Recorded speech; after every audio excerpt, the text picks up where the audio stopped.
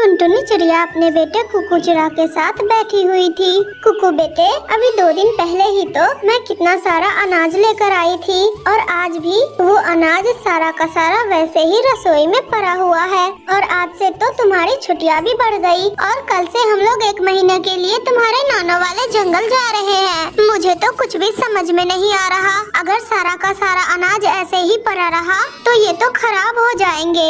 हाँ मम्मा, हम उस अनाज को लेकर अपने नानों के घर भी नहीं जा सकते और अगर उस अनाज को यहाँ छोड़ दिया तो वो सारा का सारा अनाज खराब हो जाएगा। मम्मा, आप एक काम क्यों नहीं करती? आप किसी पक्षी को दावत पर बुला लो और वे सारा अनाज उन्हें बनाकर खिला दो। इस तरह से हमारा अनाज भी बर्बाद नहीं होगा और किसी के पेट में चला जाएगा। हाँ, ये तो बहुत अच्छी बात है, पर मैं दावत पर किसे बुलाऊं? हाँ, मैं अपनी दोस्त हरियाली तोती को बुला लेती हूँ। हरियाली तोती मेरी सबसे अच्छी दोस्त है। अच्छा मम्मा, ठीक है, फिर मैं जाता हूँ और हरी काकी को दावत के लिए बोल कर आता हूँ। इतना कहकर कुकू चिड़ा वहाँ से उठता है और दावत के लिए कहने चला जाता है। परंतु ये सारी बातें टुनटुनी चिड़िया के घर के पीछे बैठा कालू कौवा सुन रहा था। देखो तो जरा, ये टुनटुनी चिड़िया कितनी दोस्त है। मैं टुनटुनी चिड़िया को अपना सबसे अच्छा दोस्त मानता हूँ और इसका सबसे अच्छा पड़ोसी मैं ही हूँ। मगर ये है कि ये तो मुझे अपना दोस्त मानती ही नहीं। दावत पर देखो तो उस हरियाली तोती के परिवार को बुला रही है। उसके जगह ये मेरे परिवार को भी तो बुला सकती थी। मैं हर चीज में मदद करता हूँ टुनटुनी चिड़िया का। इसके हाथ का दावत खाने के लिए अब तो मुझे शातिर दिमाग लगाना होगा। इतना कहकर कालू कौवा टुनटुनी चिड़िया के बेटे कुकू चिड़ा के पास जाता है और जाकर उसे हरियाली तोती के घर पर जाने से रोक लेता है। आगे की कहानियाँ देखने के लिए इस वीडियो को लाइक और हमारे चैनल को सब्सक्राइब जरूर कर लीजिए। अरे कुकू बेटे, कहाँ जा रहे हो तुम? और वो भी इतनी जल्दी में? इतने धूप में छोटे बच्चों को बाहर निकलना अच्छी बात नहीं होती है। कालू अंकल, मैं हरियाली तोती के घर जा रहा हूँ। शाम को उनके पूरे परिवार का दावत है हमारे घर पे, बस उसी का न्योता देने जा रहा हूँ। अब ये टुनटुनी चिड़िया भी अपने सारे काम इतने छोटे से बच्चे से करवाती रहती है।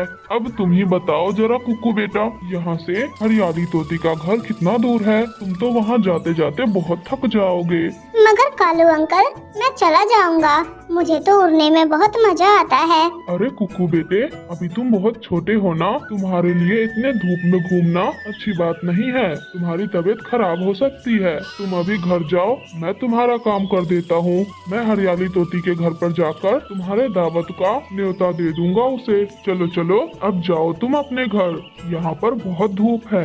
फिर कुकू चिड़ा तो कालू कौवे की बात मानकर वहाँ से चला आता है। अब तो हरियाली तोती के घर पर न्योता लेकर जाएगा मेरा जूता। मैं दावत का कहने हरियाली तोती के घर नहीं जा रहा। और फिर जब शाम आएगी तो तोते की जगह मैं अपने परिवार को ले जाऊंगा टुनटुनी चिड़िया के दावत पर बुलाकर। और वैसे भी टुनटुनी चिड़िया क्या मजेदार का खाना बनाती है। आज शाम को तो बहुत मजा आने वाला है। ऐसे कालू कौवा खुशी खुशी अपने घर चला जाता है। मम्मा मम्मा, मैं हरियाली तोती आंटी के घर जा ही रहा था कि तभी रास्ते पर कालू अंकल आ गए और उन्होंने मुझसे कहा कि बाहर बहुत तेज धूप है, मुझे बाहर नहीं खेलना चाहिए। मेरे लिए धूप में रहना खतरा हो सकता है, इसलिए मैं घर वापस आ गया। और उन्होंने ये भी कहा मुझसे कि वो हरियाली तोती आंटी के घर जाकर हमारे दावत का न्योता दे देंगे। तो बस मैं आ गया अपने घर।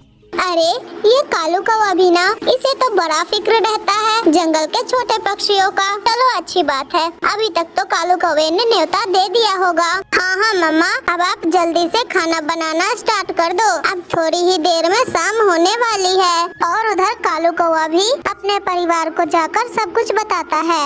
गोरी, आज शाम को कुछ मत बनाना। आज शाम को हम दावत पर जाएंगे। शुक्र है कि आज शाम को हम लोग दावत पर जाएंगे, वरना तो कितने दिन हो गए थे, अभी तक हमने कोई मजे का भोजन नहीं खाया। अरे गोरी, तुम्हें तो पता ही है ना कि टुनटुनी चिड़िया के हाथ में तो जादू है। क्या मजे का खाना बनाती है वो। पापा, फिर तो मैं भी जाऊंगा, मुझे भी टुनटुनी आंटी के हाथ का भोजन खाना है। अरे कालू जी, टुनटुनी चिड़िया ने तो तोते के परिवार को बुलाया है, मगर उनके जगह पर हम जा रहे हैं। अगर टुनटुनी चिड़िया कुछ पूछेगी तो हम क्या जवाब देंगे? अरे गोरी, तुम इतनी चिंता क्यों कर रही हो? मैं टुनटुनी चिड़िया से कोई न कोई बहाना बना दूंगा, तुम बस शाम का इंतजार करो। फिर शाम शाम होते ही कालू कौवे का पूरा परिवार टुनटुनी चिड़िया के घर पर दावत खाने चले जाते हैं। इधर टुनटुनी चिड़िया तो खुद ही हैरान थी कि तोते के जगह पर कालू कौवे का परिवार यहाँ कैसे आ गया। अरे कालू कौवे, तुम अपने परिवार के साथ यहाँ आए हो? अगर तुम्हें आना ही था तो मुझे पहले बता देते, हम तुम्हारे हिस्से का भी खाना बनाकर रखते। तोता अपने परिवार को लेकर आता ही होगा, मैंने तो सिर्फ तोते के लिए ही खाना बनाया है। अरे टुनटुनी चिड़िया, अब तोता नहीं आने वाला। मैं तुम्हारा न्योता लेकर मिठू तोते के घर पर गया था, मगर वहाँ तो ताला लगा हुआ था।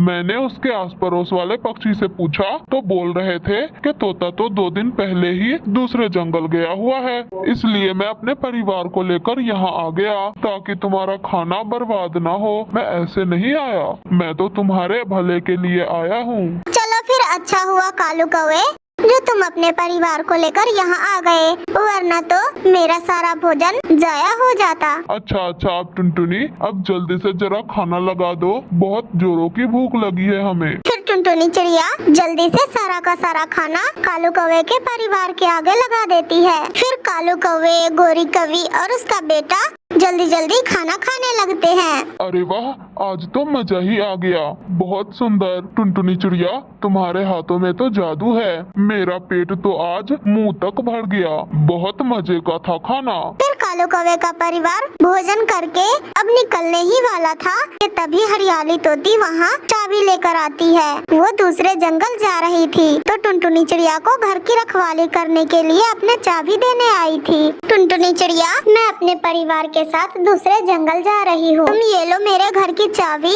अपने पास रख लो। हरियाली तोती को तो देखकर कालू कौवे और गोरी कवि दोनों के मुंह बन जाते हैं, क्योंकि अब उनका सच पकड़ा जो गया था। अरे हरियाली बहन, कालू कौवा तो बता रहा था कि तुम 2 दिन पहले ही दूसरे जंगल चली गई हो, तो फिर इतनी जल्दी कैसे चली आई?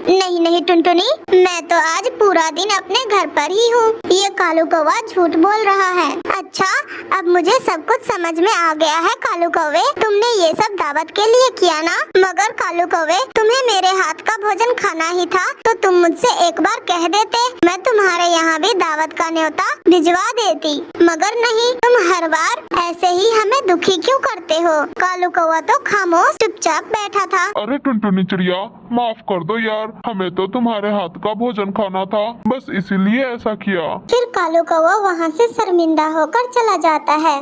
तो ये थी आज की कहानी। अगर आप लोगों को हमारी ये कहानी अच्छी लगी हो तो वीडियो को लाइक करके हमारे चैनल को सब्सक्राइब करना ना भूलना दोस्तों। गरीब मायके वाली टुनटुनी चिड़िया। सुबह सुबह टुनटुनी चिड़िया किचन में अपने कामों में लगी हुई थी कि तभी उसकी सास बबली कबूतरी उसे आवाज लगाती है, अरे बहू, नाश्ता बना के नहीं? जी अम्मा जी, मैं बस चाय छान कर लेकर आ रही हूँ। फिर जैसे ही टुनटुनी चिड़िया चाय छानने के लिए आगे बढ़ती है, उससे चाय का भगोना नीचे गिर जाता है। अरे अब क्या गिरा?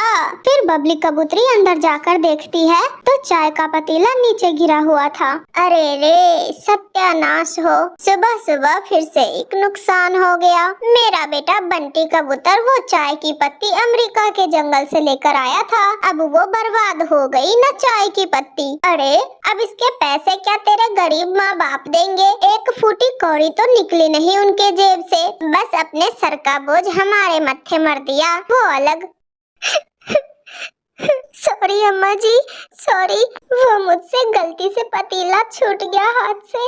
अब तक तो आप लोग समझ ही गए होंगे कि ये कहानी है एक गरीब टुनटुनी चिड़िया की, जिसके मायके वाले बेहद ही गरीब पक्षी है, जिस कारण से टुनटुनी चिड़िया को हमेशा आए दिन गरीबी का ताना झेलना पड़ता है। एक दिन टुनटुनी चिड़िया की ननद नीलो चिड़िया उसके घर आती है। कैसी हो माँ? मैं एकदम बढ़िया हूँ नीलो बेटा, बस तेरी ये जो भाभी है ना, इसी ने मेरा जीना मुहाल कर रखा है।